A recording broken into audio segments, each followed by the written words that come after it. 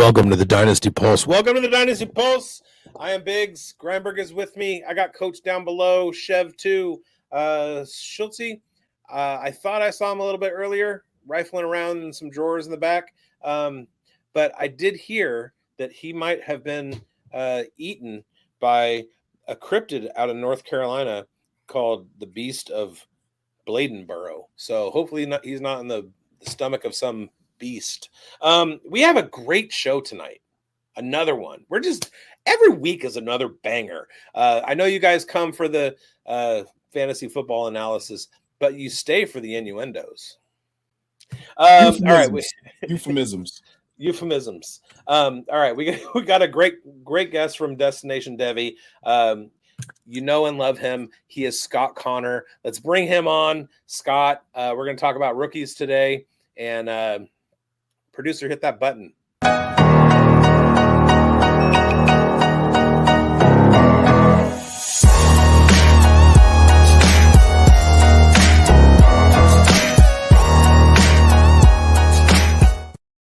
All right, Scott Connor is with us, and I'm looking at my show notes, and it says that we're thrilled to have Scott Connor. That's true. That's very true. And then it says, quote, the mastermind behind DD Fantasy Football. Everybody loves Double D Fantasy Football. I love. Let us know who you are, what you represent, all of that great stuff, and tell us about yourself. Yeah, appreciate you having me on. Should be a fun show. DD Fantasy Football, rebranded from Destination Devi. We've launched a new YouTube channel back in January.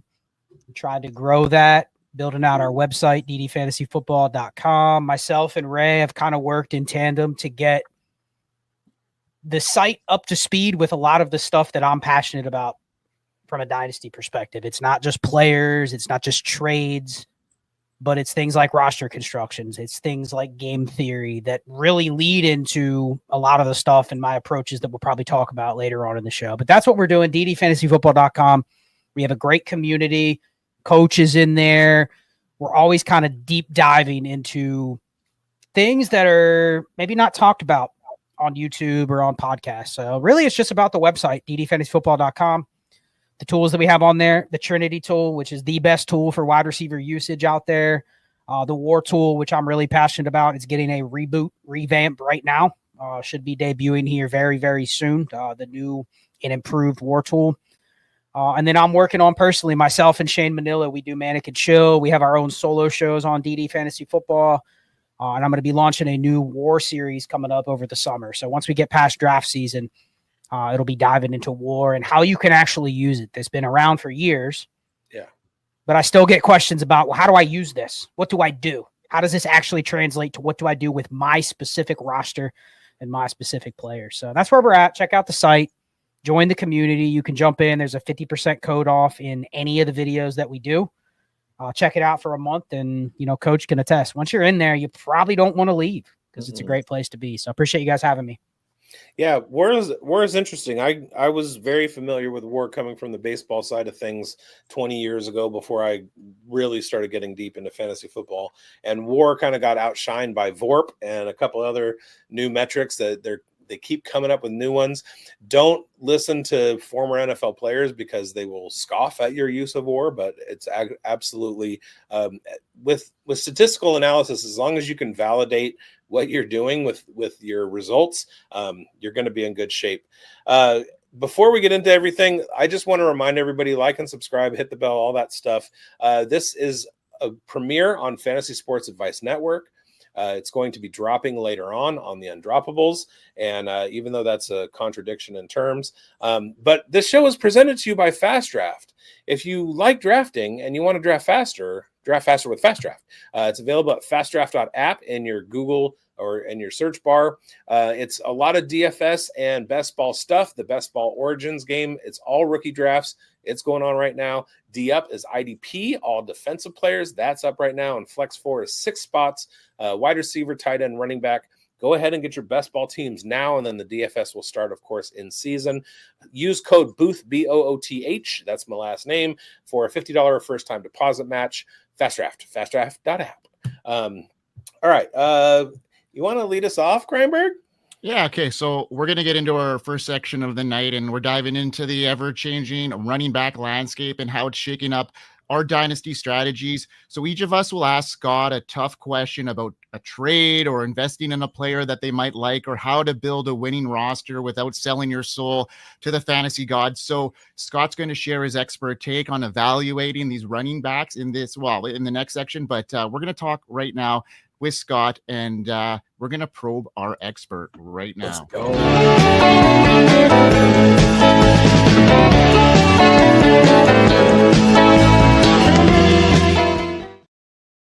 All right, Chev, start us off tonight. All right. I'm coming in hot. All right.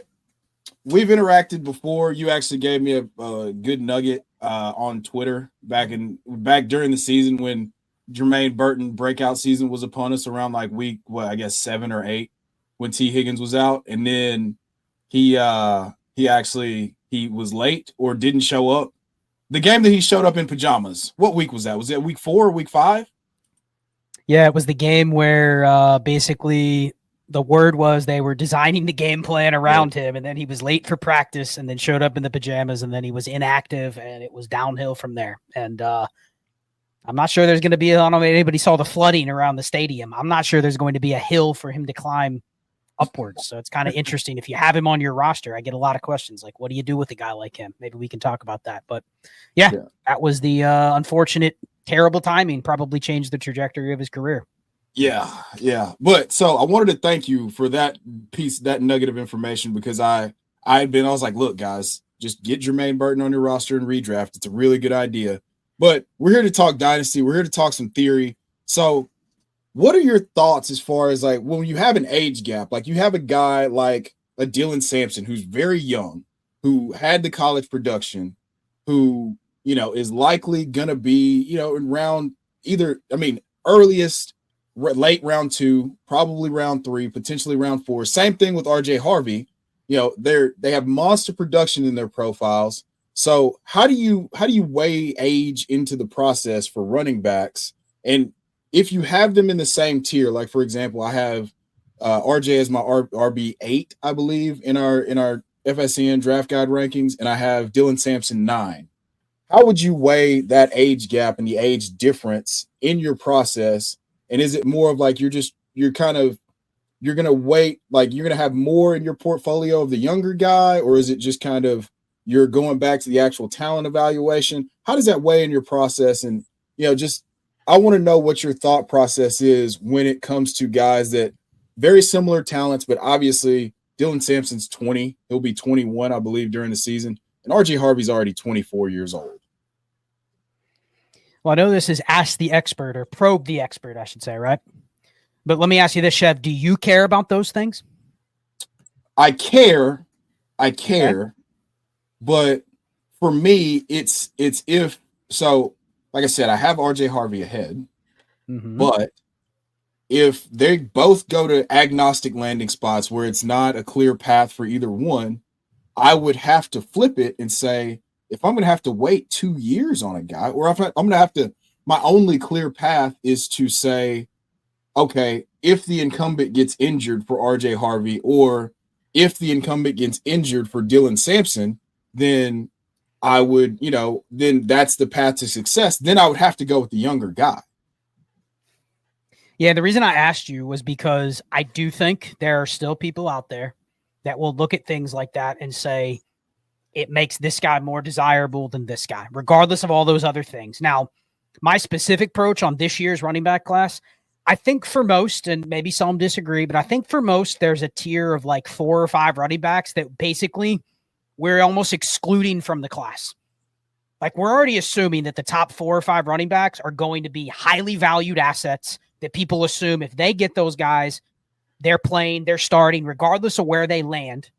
Now, it'll be interesting if a couple of them land in spots where there's already another good running back or something like that. But if not, if just the top 5 running backs land in ambiguous spots, they're going to be elevated above everybody else. And then we have the everybody else.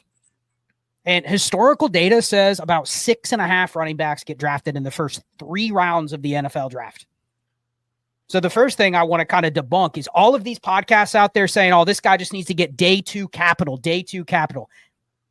Your favorite running back's not going to go day 2, most likely, right? So you can't sell me this is an elite running back class and then all these running backs are great, but then look at historical averages and go, man, there's going to be 15 running backs. You listen to shows, there's 15 running backs going in the first 75 picks. And then what if that doesn't happen? So I'm just taking the approach of I'm assuming everybody outside of the top 5, you could throw 6 through 20 in a hat, and I don't even care how you have them ranked right now. It's all going to come down to where do they land, who else is in the backfield, and then some of the stuff you talked about, Chev. Are there some tiebreakers I can find in profiles, in skill sets? There's going to be guys that land in backfields where maybe it's crowded, but the skill set that this guy has is different than what the other 2 backs there have. Right. Going to be another running back where they land in a spot and there's 2 guys that already do what that guy does. And you're going, man, I don't know. Like he's going to have to beat out a similar archetype of player to even get on the field.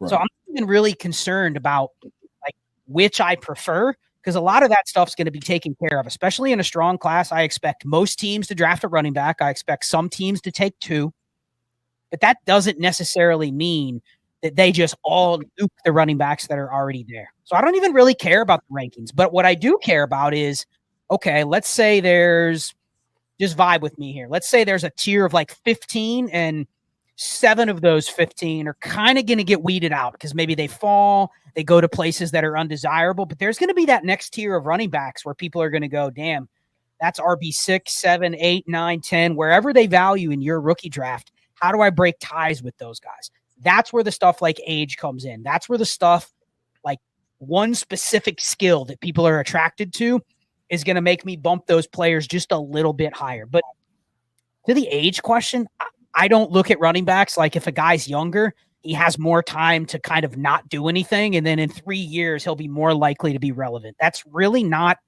how the running back position works. There's been guys that have come in at 20. Zach Evans was 20, not in the league anymore. There's also guys that have come in at 25 and they're still in the league at 30. Samaje Perine was an older running back. He's still around. You wouldn't have looked at his profile and said, man, give me that guy over a guy that's 3 years younger. So I don't even think age matters much unless you're really selling yourself that, hey, this guy needs to learn for 2 years. But the way I play running back in Dynasty, if you got to learn for 2 years, I'm pushing you way down relative to how other people are going to value anyway. So I just think it matters from like a sentiment standpoint. Like, how are other people going to view this player? Maybe there's a little more hopium in a guy that's younger. Maybe I have a little bit of a longer window. But I was talking about this earlier, and then I'll kick it back to you guys, about, let's say you draft a 6th round running back, right? Historically, that's not a great hit rate. But what are we chasing when you draft a 6th round running back? You're not chasing a 5-year career. You're chasing, is this guy going to give me some production over the first year, 2, or 3? If it's year 3 and that 20-year-old running back's not giving you any spot starts, he has no role, like he's out of the league. He's barely on a depth chart at that point. But if you're right on, let's say, a 6th round LaQuint Allen this year, he gets to the point where you're able to use him, that is a direct correlation to how the community is going to value him, right? They're not going to value him anything above what is his role.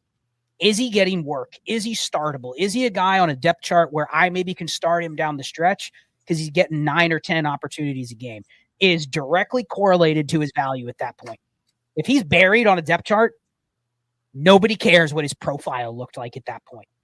So I think that's how I'd answer those questions. Like, I don't think the metrics or some of these specific things that matter for other positions matter at all for running backs because it's such a short window and the values bounce all around just strictly based on opportunity. And I see that when you talk about running back 6 through 20, that sliding scale, who could get Braylon Allen where it's a younger prospect and they go to a spot where they get jammed behind a running back that is not desirable. So to your point, Scott, I like what you're saying. RB 6 through 20 can be a sliding scale. And I don't think as many people are thinking in that light.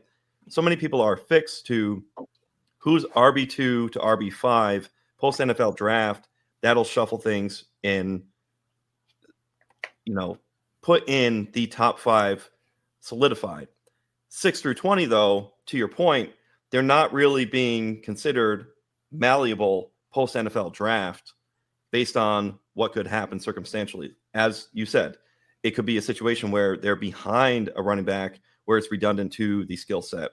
Or, like you said, and not many people are really thinking about this enough, there could be two backs who get brought in, and then what we think is a win in round 3 ends up being I don't know, LaQuint Allen in round 6. What's going to happen? Something that we need to see play out. That's literally I'll just add this paradox. Oh, sorry, Chev. I'll just add this. I put up a couple polls the other day on Twitter, and I thought they were really interesting. So if anybody wants to search, you can find them. I put hypothetical situations out there. Like, Chev, you like Dylan Sampson, right? If he goes round 2 to Philadelphia, but your RB 15 goes round 5 to Pittsburgh, and they say that's our starter, who would you draft higher? I mean, obviously, yeah, we're going with the opportunity, most definitely. Right. And it's funny because some people, depending on who the player was, they would go, oh, a round 2 Dylan Sampson, I don't care what team he lands on, I'm taking him. And then when I put a slightly lesser likable player into round 3, and then the more desirable name in round 6, people go, oh, give me the opportunity. So like those were stark differences in how people voted, because some of them, they were like, oh, draft capital over everything else. But there were probably, I did 6 polls, and I think 3 of them, the round 5 or 6 running back won the poll. Because people are just like, oh, the Bashal Tootin goes to Denver, and he's the only running back they draft. Like, that's my RB6. I don't care where he's drafted.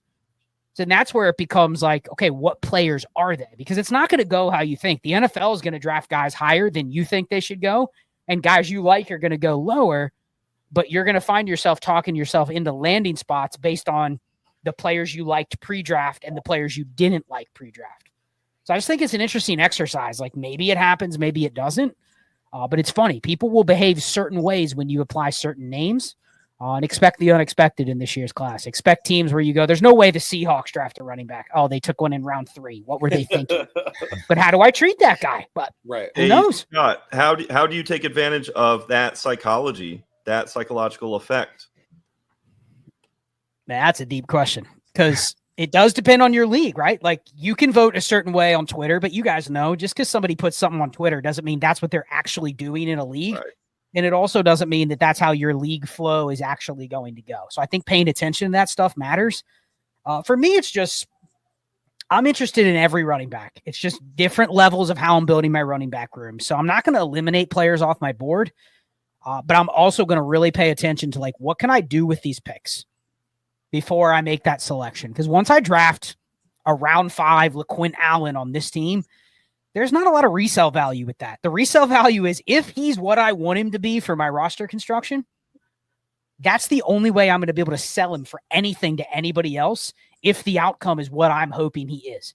So I'm not leaving myself a lot of flexibility there. There's very few like backup running backs where you can go, oh, I just sold that guy for a massive profit. Did you ever sell Zach Charbonnet for a massive profit? Tyler Algier for a massive profit? You're like, those guys were hits because they're on my roster and they gave me some production. But rarely do people act on the actually obtaining a profit for those types of players. So it's tough. And I think when we're trying to like stick things in analytics buckets, especially something like age, Sumer Sports 2 years ago with the data up until 2023, age was the number one corollary to production for running backs in the NFL. But that data set is predominantly pre-COVID, pre-NIL. So those things are going to be changing, and we don't have enough information from 2022 to 2027. That's going to be the data set that we need to start looking at age again, because that has gone all kinds of sideways over the last couple of years. And traditionally, old heads are like, yeah, you want a young guy because they had an early breakout. The NFL is begging them to come in after their third year. And then you have guys that stick around. So last year, the top 2 running backs out of the rookie class were Bucky Irving, who was 21 years old, and Tyrone Tracy, who was 24. So, it can go either way, and we have to start parsing things a little bit differently than we used to. But that's why we watch your show, so that we can figure out what kinds of things to parse correctly so that we can get the edge. Grindberg, you got a question? Yeah. Okay. So we ended up talking about like that back end 6 through 20 running backs. So I'm more interested in the top 5 right now, in your opinion on it.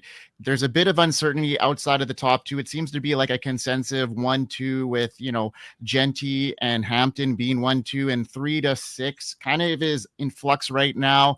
How are you approaching this tier in rookie drafts? Are you focusing on specific traits, landing spots, or are you leaning more on game theory based approach to differentiate between these players and maximize their value on your dynasty roster? Is there one guy you were looking at in that range, or is it just strictly based off of value at this stage? Yeah, it's a great question, because I think it's very league dependent in terms of like, how is running back value actually defined in your specific league? Because there's a lot of valuable running backs, but more often than not, their running back value is tied to like the extrinsic value that manager already has with that player on their team. It's not just like a true shelf value that you can put out there and say, this player is worth this. I found in a lot of my leagues that the current veteran running backs are already in the spots where they're going to value that player's spot on their roster more so than what somebody's willing to pay. So they're almost always willing to go, I'll just ride this out because what I'm getting offered doesn't replace what I have Derrick Henry on my team for. So I think this gives you an opportunity to give some options to people that are looking for running backs to fill those spots, but not have to pay the tax that you might ask for Saquon Barkley or Derrick Henry or even some of the older veteran producers that should go for, I don't know, a mid-second, but the person that has them goes, yeah, I was not incentivized to make that trade. So I think this, historically, if you're drafted in the top 50 or better at running back, like you typically get pretty good opportunity right away. And so that's probably where people are going to value those picks more for the player, the profile, but also the thought of, hey, I'm not drafting just a running back on a 53. I'm not drafting a 1 to 2 year starter. I'm drafting the next Saquon, the next McCaffrey, the next Mixon or James Conner, or the guy that's going to give me a true foundation piece, which is really hard to find given there's so many older running backs. So I'm kind of looking at this class like, if you want to make that bet, you probably have to pay up to get one of those guys. Just understand the bet you're making is a premium. Because if all I get from, let's say, Quinshon Judkins is RB5 off the board, RB4 or 5, whatever it might be, and he's drafted in the mid-second round, like he's either going to be incredible, but if he just lands in kind of that RB dead zone and that's just what he is, you probably can replace that production he gives you over the career that he gives you cheaper than paying up for the 106 rookie pick that he's going to cost you. So what do you do with that pick? You know what I mean? Like you kind of just got to figure out, do I have the roster that wants to just take that gamble, even if it's not a great bet? Because historically, I was looking at some running back war, and I know we got to move on to the next segment, but running backs drafted towards the back half of the first round typically are some of the worst bets, because the difference between the quote unquote like dead zone guys and just the random Bucky Irving or Tyrone Tracy or whoever those guys are, very minuscule over time. Like you can probably find a bunch of guys, Chase Brown, Kyron Williams, those types where you're like, yeah, those guys were never elite, but damn, they gave me RB10, RB8, RB12. So it's just a high threshold to hit if you're going to draft one of those guys really high. That's such a sharp point, man. I go ahead, Big. Go ahead. I didn't want to jump out of turn. I have so much that I want to ask you because you're bringing the heat tonight, brother. Bigz, the floor is yours, brother. I mean, that's a situation where I trade out if it's a startup. I try and trade back and accumulate capital. Depending on roster construction, obviously you're looking to do one of two things: either acquire all the assets that you can, or two, add production value to your roster and to your lineup. But if Judkins doesn't hit the comp that I have, then yeah, that's a dead pick. It's a wasted pick. And if you want my Derrick Henry, you got to be throwing in a Land Larson for me. I did it. I got it in there. It just Man, we got company, man. You got to behave. Chev, ask your question, man. No, I mean, I love what you said there in, hey, it's not going to, if you're spending that capital, you're asking for a really high end outcome. Whereas if you take a guy like Chase Brown and he gives you a season like he just gave us, you won, right? And you only had to spend a rookie 3rd round pick on him, in some cases a late second, if you were sharp and said, okay, well, this guy has everything that we need. He just needs Joe Mixon to move on. And we were on the tail end of his contract and them having to pay all the, paying, Mars real estate to get Jamar Chase and T Higgins and Joe Burrow. So no, I really love that. I'm going to jump in after Big's question here, but I really thought that was a really sharp point, even though I do love Quinshon Judkins. And I acknowledge that we're trying to fit a camel through a keyhole with pigeonholing all these running backs in the day one RB1 status. And it just historically, even if they get the capital, you're still like, hey, there can only be 5 top 5 running backs. There can only be 12 top 12 running backs. So you're asking for an outlier outcome. And if we're pricing those guys that way already, it's just, you're not leaving yourself any room for error. Yeah, but I think to your point, this is the season for outliers. We've talked about it before. From 6 to 25, those are all guys who show something that can put them on the field in the NFL. And I don't think we've ever seen anything like that. You know what I mean? I agree. This is the 2017 class redo. I said earlier, the Aaron Jones paradox is exactly what Coach mentioned earlier. Like Jamal Williams goes in round 3, and then they take Aaron Jones in round 5, and you're just kind of like, well, I want Jamal Williams, and that proved to be a terrible decision, right? Like Aaron Jones is like I'm looking for those guys in my draft because. Like there's going to be, because of the fact that there's going to be a bunch of guys that fall. You just mentioned it. Like if you get a Chase Brown in the 5th round, he gets 5th round capital, but he goes to an awesome place. Like we're 1 year out from, okay, well, he's a 5th round pick. He had a horrible Senior Bowl, all blah, blah, blah. Whatever made him a 5th round pick made him a 5th round pick. And now we're coming off RB8 and he was RB5 in points per game from weeks 4 into week 16 or whatever it was. So, I just thought that's a really sharp, really excellent point to allow yourself room for error. And you're taking home run swings on those guys. And a guy like Chase Brown's already paid off. LaQuint Allen, you mentioned, 20-year-old LaQuint Allen, by the way, just just throwing that out there. But, this is a really, really like cleansing conversation in terms of getting some clean game theory out, and it's making me have to take a fine-tooth comb to my process. I don't like this Charles Chill FFB. I don't like what you're doing here. You're making me you're making me probe myself, and that's not what I came here for. Probe yourself. Scientific. You got to be scientific. It's scientific. All right. We're going to cut out the last segment, because this one is fire. So we got 2 more questions for you, Scott, and Biggs has got the floor. So I'm a recent convert to the idea of don't be afraid to win in year 1 and then adjust afterwards. When I first started playing a lot of Dynasty, it was basically who are the young guys that I'm going to be looking at in 4 or 5 years that I'm going to be focused on in my startup draft.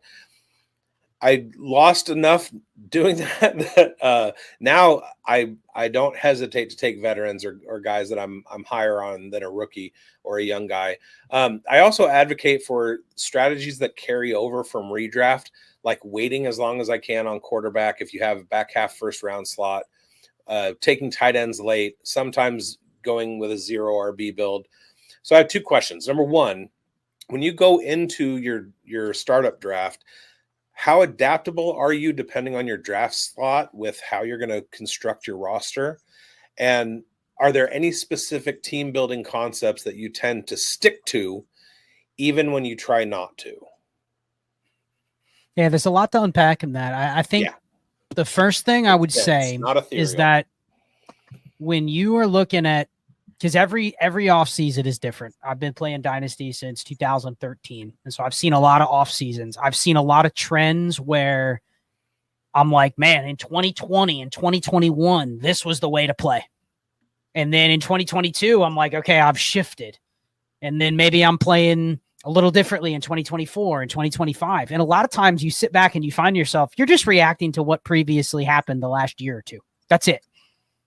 Now, when that is challenging historical data, one thing I'll just throw out there for the listeners, if you go back, and I've studied the war for almost 20 years, historically, the one thing that really doesn't change is the way that it looks as like a season of production at all positions. The chart looks very similar from year to year. Like from week 1 to week 17, cumulatively production, even if you look at it from a point per game standpoint, but just total in the season, the distribution of production looks very similar from year to year. So like literally the amount of fantasy points, how they're distributed by position, you'd be shocked at how close the percentages are from season to season. Like you'll hear, you guys probably heard last year how running backs were more productive last year than in 2023, right? Yet the difference was they contributed like less than 0.5% more points last year than the year before. But yet one year was like, oh, it was a great 0 RB year, and the other year it was a running back heavy season. So when I'm looking at startups, like right now, historically, if you just look at that data, it really does lend towards the way the quarterback landscape is set up right now. There's just not a lot of reason to pay for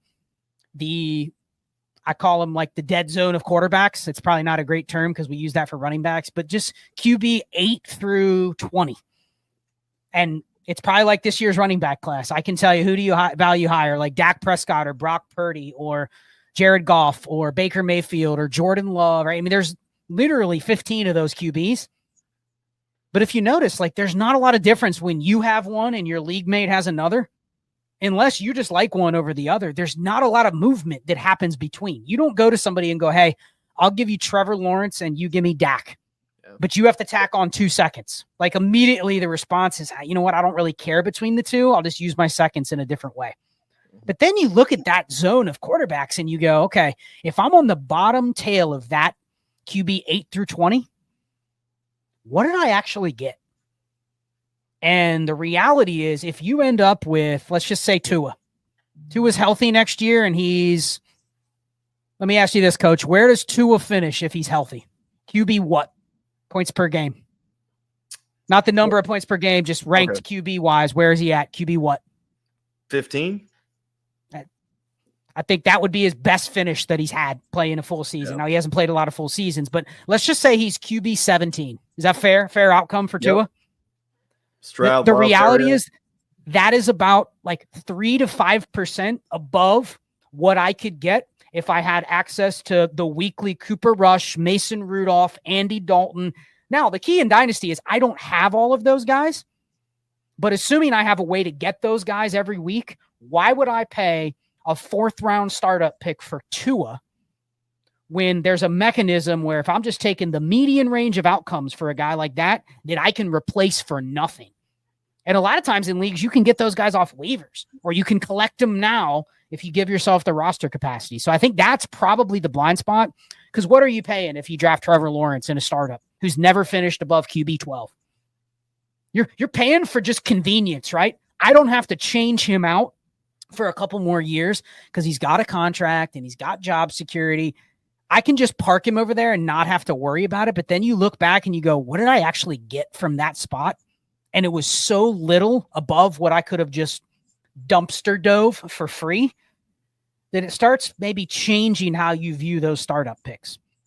So I think it's not 0 QB, but it's kind of like, especially if I'm picking in the top 3 or 4 and I get myself Lamar Jackson, as long as I structure my roster right, I can literally go into the season with not a second quarterback. I just need to have one opening day. Maybe I find this year's version of Russell Wilson or Gardner Minshew. That guy's going to die midway through the season. He's going to lose his job. And I know I'm going to have to replace it. But man, what did I pay to get that on my roster? And the culmination is so cheap relative to paying the 109 for the security of Dak Prescott just kind of feels like, again, if you're not on the high end of this QB range, you end up paying for just this mythical security that really doesn't exist because you're not buying any insulation. If T-Law's QB 16, guess what nobody wants to do in the offseason? Buy him next year. Ah, man, he's just QB 16. He's just a guy, you know? Like, there isn't an expanded market. So that'd be my advice. QB 5 and nobody wanted to buy him the next year.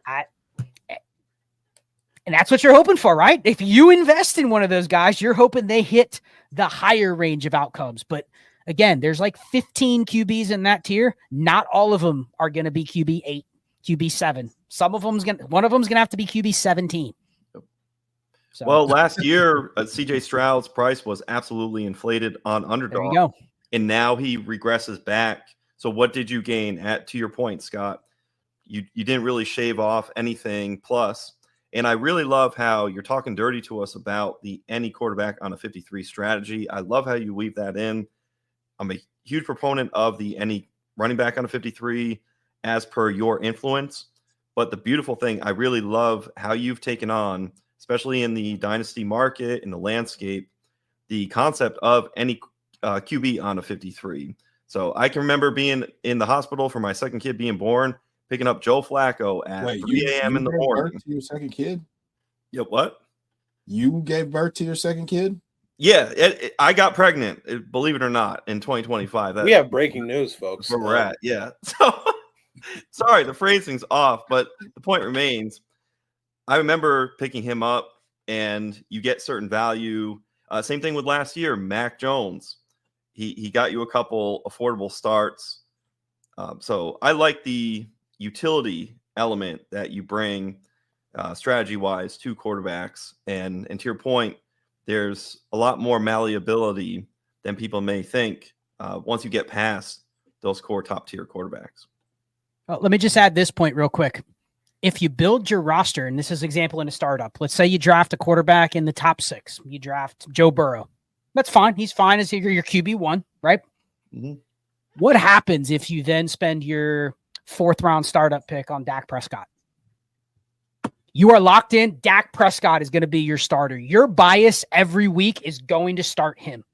The thought of throwing in Cooper Rush over Trevor Lawrence is never going to cross your mind.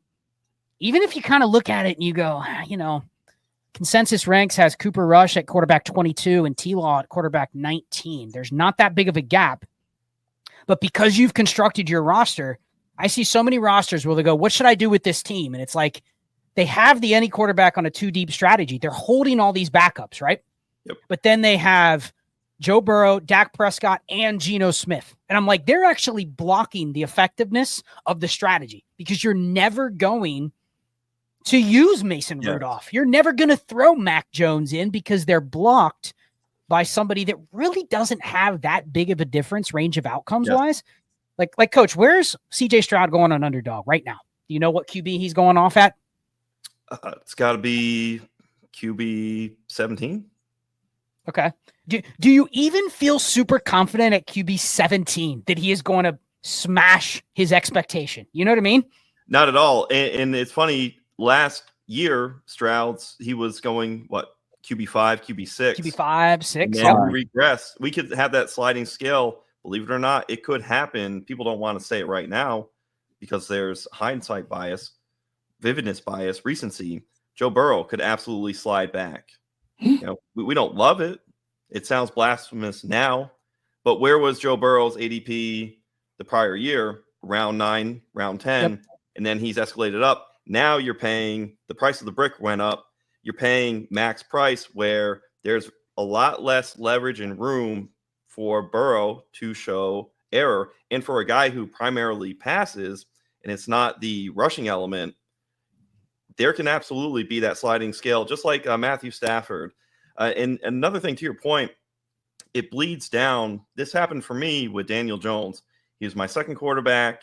I got burned by him. I had Jalen Hurts, and I thought, man, I'm set up. This was after the electric, I think, 2022 season for Daniel Jones. I was going into 2023 happy with Hurts and Jones. And then Jones ended up, he got benched or he got hurt, whatever it was, he lost his job. And then I was just he tore his ACL. That's what it was. I was chasing quarterbacks. That's actually what got me to the Joe Flacco pickup. So to your point, once one is out of the way, it makes it easier to just flood any quarterback, accordion out, and flood your roster with those backup quarterbacks to fit that second quarterback spot. Whereas to your point, if it's Trevor Lawrence is in there, he's blocking every single time, and that strategy is not effective. With all these names being thrown around, I do want to shout out NorCal and Folsom High School Bulldogs legend, Jake Browning. Mike, what do you got? Chev, do you have anything to say about that? No, I was looking at so interestingly enough, I was in a group chat and we were discussing the value of Jordan Love in particular. And my thing was like, hey man, I got offered a trade, and the trade was the 103 and the 205 for Jordan Love. And I wanted to, one, the 103 could be Cam Ward. I'm a Titans fan. You can see the jersey behind me. I'm a big Titans fan, so I wanted that, but it's not guaranteed that it could be Jordan Love. And he's going off at like QB 12 in some mock draft ADP that I've cooked up, over 40, like 20 or 30 drafts. So it's like consistently around QB 12. So I was like, man, I feel like, and the guy needed a QB. So I feel like I could squeeze more value out of him, knowing that Jordan Love, hey, QB1 with quote unquote a QB5 ceiling, even though on any given year where all the quarterbacks are healthy, he's more like between QB9 and QB14. Like he's a pocket passer. The same thing you said about Joe Burrow, with just a little bit less high. Well, not nearly as high of a ceiling. Like we're going to cap out at 4,100 yards and 30 touchdowns, that'll get you like QB8, QB9, right? With minimal rushing production. I think he rushed for 83 yards this year. Injuries, blah, blah, blah.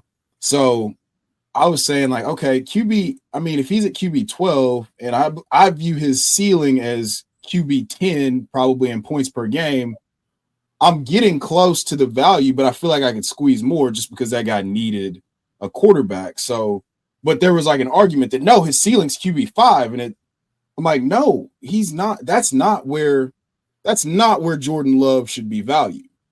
Like there's no way. If I ever get to QB 5 value for Jordan Love, or he gives me a QB 5 season in points per game, I got to get him off I got to maximize that sell window and get him off my roster immediately. But he's in QB Purgatory. I know you were struggling for the term to come, like not the QB dead zone, it's QB Purgatory, where those guys aren't necessarily they're not going to week in, week out be a difference maker that can win you your week more than like 3 or 4 weeks out of a 17 game season or 17 week season for fantasy. So I absolutely love that point you just made. It makes me feel like I actually know ball.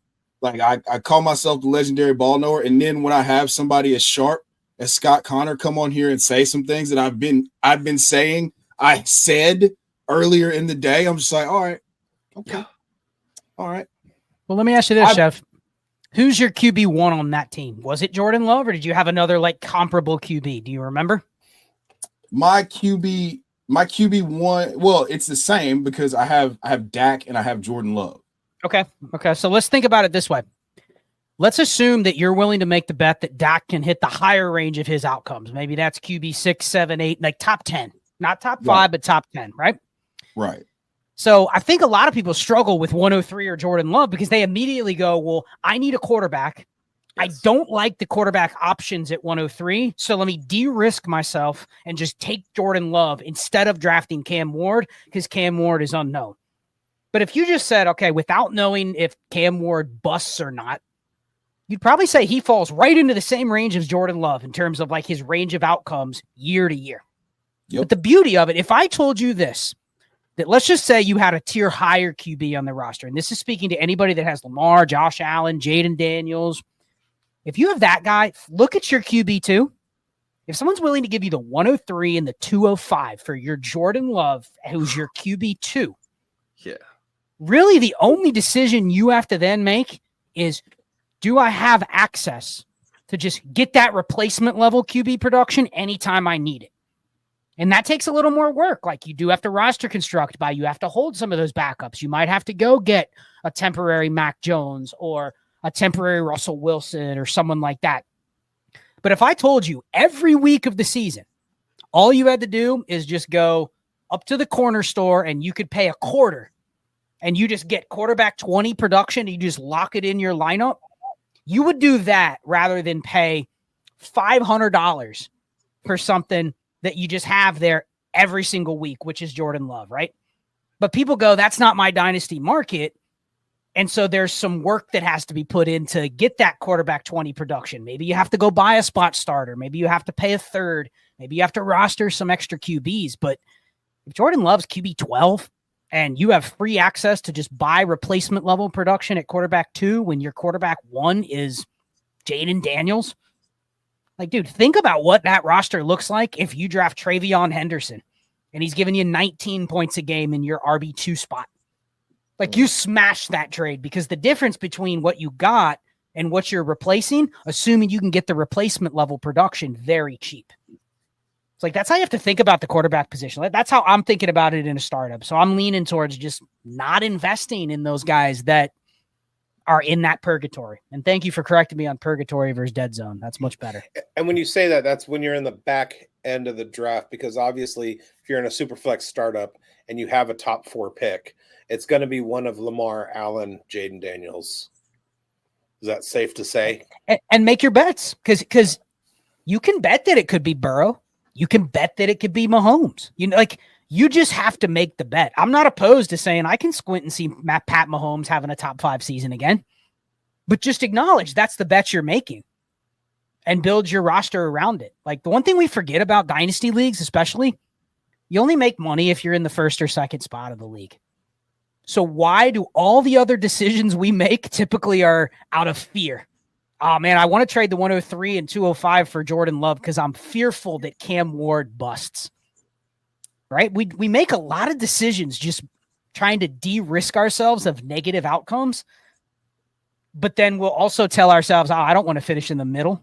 But all the decisions you make are kind of leading towards hedging your bets or just finishing so that you're slightly above average, which doesn't win. So, yeah, totally. This is, goodness gracious, that I'm about to get the collection plate out, son. That was beautiful. Well, it was great because, like, I'm a guy that in Dynasty, I approach it with a lot of, I like my quarterback heavy. I don't have to worry about that position, especially if I got 2 guys that are performing really, really high. You make me think secondary now about, trading off an asset, especially if I got a Josh Allen that is really carrying it. I don't really need to have that secondary, and I can upgrade a couple other pieces. I'm right in there with you now. Coach, what do you got for our guest before we wrap this show up? Absolutely. And everybody join the DD Discord. I'm exhibit A of somebody who's in there.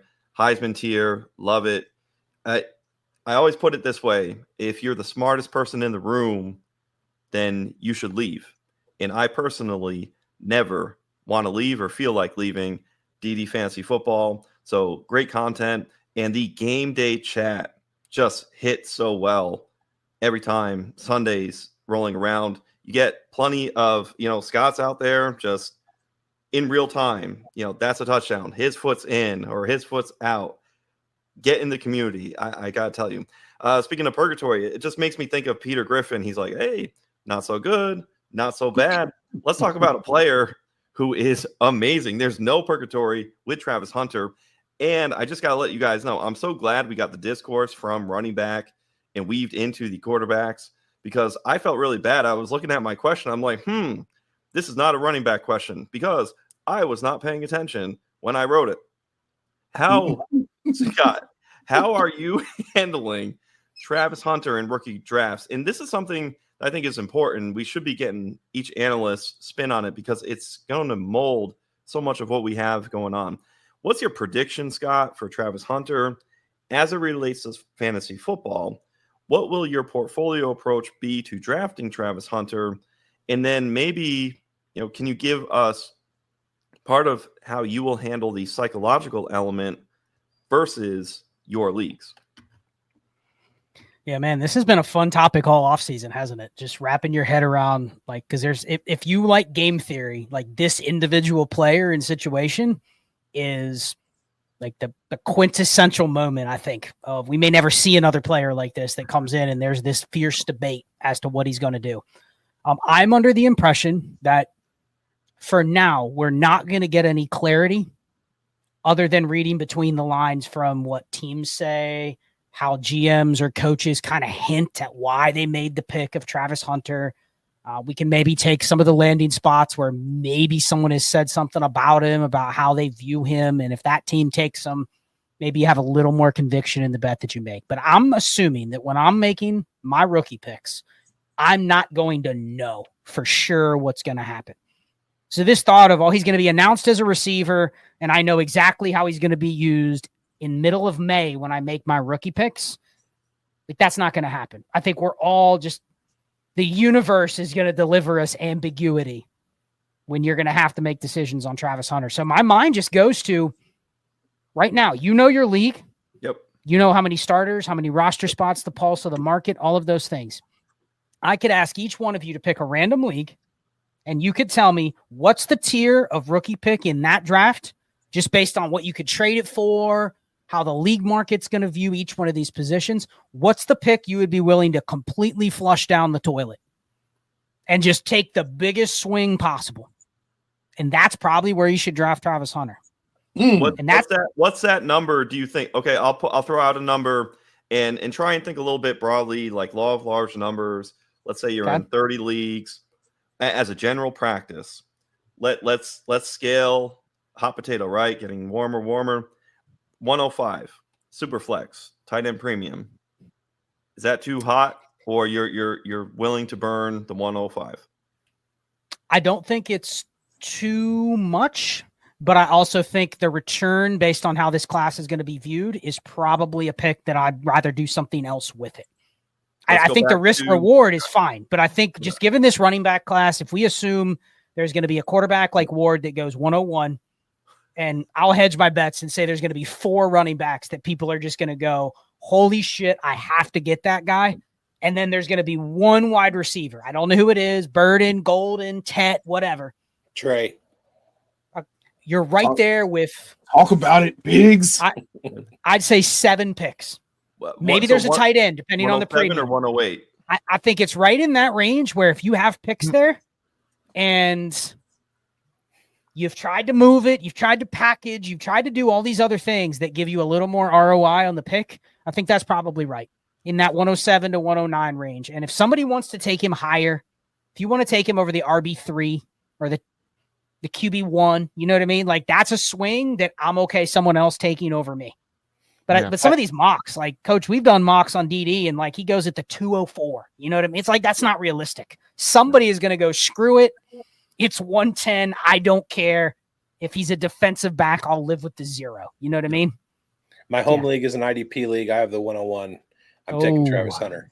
Oh yeah, that's nice. Yeah, I mean, for me, like I'm gonna, especially in that range, unless we get a 3rd running back with 1st round draft capital, I'm gonna maybe willing to take a swing over Henderson potentially if he doesn't get that round 1 capital that some people are projecting right now. I mean, he's got the skills that he could be the most elite out of this whole group at wide receiver. And, if he gets a spot where they're going to play him there, we'll know a little bit more after the draft, obviously, and where he lands and what the plans are for him with the team. And if he's in a position where, that could be the direction they use him in, I'm all for it. I'll risk it at that stage, I think, for the upside. All right. Well, that was a great show, everybody. Killer content, Scott, man. That was awesome. You had us all in awe for a good chunk of that show and really made us think about how we reassess our dynasty rosters, how to think about game theory in general. Really have to reassess this show and listen to it a couple times because some great content here. Scott, why don't you tell everybody what you're doing and what you're working on right now? Yeah, appreciate you guys having me. It's a good discussion to be able to talk about just free flow some of these ideas because I don't have them all scripted out. You know what I mean? Like just getting to converse with other people that, can kind of understand, some of the nuances of this stuff. But ddfantasyfootball.com. There's a great community in there. If you like some of the content that you're talking about, like this is what I like to talk about. Like this is what my brain is doing all day. So I'm usually just hanging out. Coaches in there a lot of times. We're just talking through. People will ask questions, and sometimes I don't even answer the direct question. I'll start going on tangents with some of this stuff, and then people will go, oh, I wish we would have recorded that, turned it into something that people can listen to. So ddfantasyfootball.com. We're developing tools and things that can help you think this way, because that's been the tough part is when you have to say it all and you can't show it, it's sometimes difficult to get a lot of people on board with it, because some of these abstract things are hard to grasp when you're just listening to it on a podcast. So check out the site. There's promo codes in all of our videos. Once you're in there, you'll be able to talk to me and interact with myself and Ray. We're just hanging out in there most of the day. So that's where you can find me. Wow. Got to meet Ray for the first time at the Senior Bowl. It was pretty good moment in my life. I was very, very happy about it. All right, everybody, that's going to be the show for this week. Thank you all for watching. Thank you, Scott, for coming on. Find him at Charles Chill FFB. Go ahead and sign up for the Scott Fish Bowl, scottfishbowl.com. Go to Live Event NorCal if you are going to be in the Northern California area on June 21st. And also, we were brought to you by, producer. We need a producer. Rolling Smoke in the 907. Call 907-723-5034 or find Rolling Smoke in the 907 on Facebook and get yourself some smoked habanero pickles. Schultzy, hopefully he hasn't been sirened away by the Cape Fear mermaids, and he will be back with us next week. But other than that, we hope you win. You forgot to do the read on mesothelioma in the class action suit. You may be eligible.